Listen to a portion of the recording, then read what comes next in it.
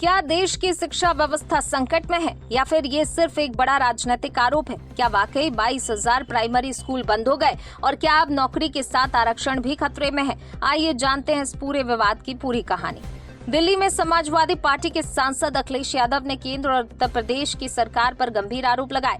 उन्होंने दावा किया देश में बड़ी संख्या में प्राइमरी स्कूल बंद हुए हैं, जिनमें सबसे ज्यादा यूपी के लगभग 22,000 स्कूल शामिल हैं। उनका ये भी कहना है मुख्यमंत्री योगी आदित्यनाथ के संसदीय क्षेत्र गोरखपुर में करीब 500 प्राइमरी स्कूल बंद कर दिए गए हैं।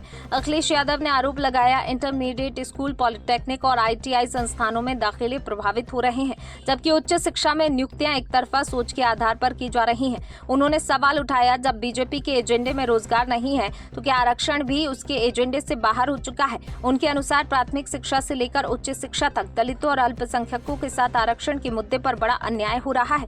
वहीं प्रधानमंत्री मोदी का वीडियो हटाए जाने के सवाल पर उन्होंने कहा, चुनाव तक कई चीजें हटेंगी और कई नई चीजें सामने आएंगी और ये सिलसिला चलता रहेगा। इन बयानों के बाद शिक्षा, रोजगार, आरक्षण को लेकर राजनीतिक बहस तेज हो गई है। सबसे बड़ा सवाल ये है कि क्या ये आरोप तथ्यों पर आधारित है या फिर चुनावी राजनीति का हिस्सा है? इस पूरे मुद्दे पर आपकी क्या राय है? कमेंट करके जरूर बताइए। ऐसी बड़ी राजनीतिक खबरों और हर अहम अपडेट के लिए वीडियो को लाइक करें, अपने दोस्तों के साथ शेयर करें और हमारे चैनल को सब्सक्राइब करना बिल्कुल ना भूलें। क्या बोले बताऊं? सर, जिस तरीके से शिक्षा मंत्री का नाम लेके एक आरोप लगाया गया, जिसको लेकर सदन में थोड़ी देर और आपने ये भी कहा कि प्रधान ने प्रधानमंत्री की देखिए, प्राइमरी एजुकेशन पूरे देश में बंद हुए हैं, लेकिन यूपी में सबसे ज्यादा प्राइमरी स्कूल बंद हुए 22,000 और गोरखपुर में मुख्यमंत्री जी के क्षेत्र में 500 प्राइमरी स्कूल बंद हुए हैं, चाहे वो मर्जर के नाम पर हो।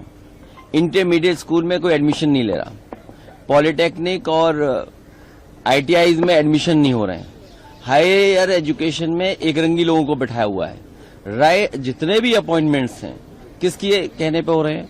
और फिर सबसे ज्यादा आरक्षण, जब बीजेपी के एजेंडे में नौकरी नहीं है तो इसका मतलब आरक्षण भी उनके एजेंडे में नहीं है। प्राइमरी एजुकेशन से लेकर के हायर एजुकेशन तक आरक्षण और पिछड़े, खासकर दलित और अल्पसंख्यकों के साथ बहुत बड़े पैमाने पर धोखा हो रहा है। सर, प्रधानमंत्री का एक वीडियो फेसबुक से हटा दिया गया, जिसके बाद नेता ने माफी मांगी है, कहा है टेक्निकल ग्लिच से हो गया है। बहुत सी चीजें हटाई जाएंगी और बहुत सी चीजें चुनाव तक आएंगी, तो इसलिए आना जाना तो लगा ही रहेगा। वो सोशल मीडिया वो किसके हाथ में है? जिसके हाथ में होगा वो जानता होगा ना कि कैसे लाना है, कैसे नहीं लाना है। सर, प्रियंका गांधी ने एक सवाल उठाया कि पैलेट गन का इस्तेमाल आखिर करने की जरूरत क्या है? क्या अमित शाह ने फायरिंग कराई? उन्होंने सीधा देखिए, वो तो सदन में सभी ने कहा कि फोर्स किसका निर्देश मान रही थी? फोर्स शिक्षा मंत्री का निर्देश नहीं मानेगी ना। लॉ एंड ऑर्डर या इस तरह के इशू किसके पास है? धरना की जिम्मेदारी किसके पास है? तो उसी की वजह से ये ऑर्डर हुआ होगा।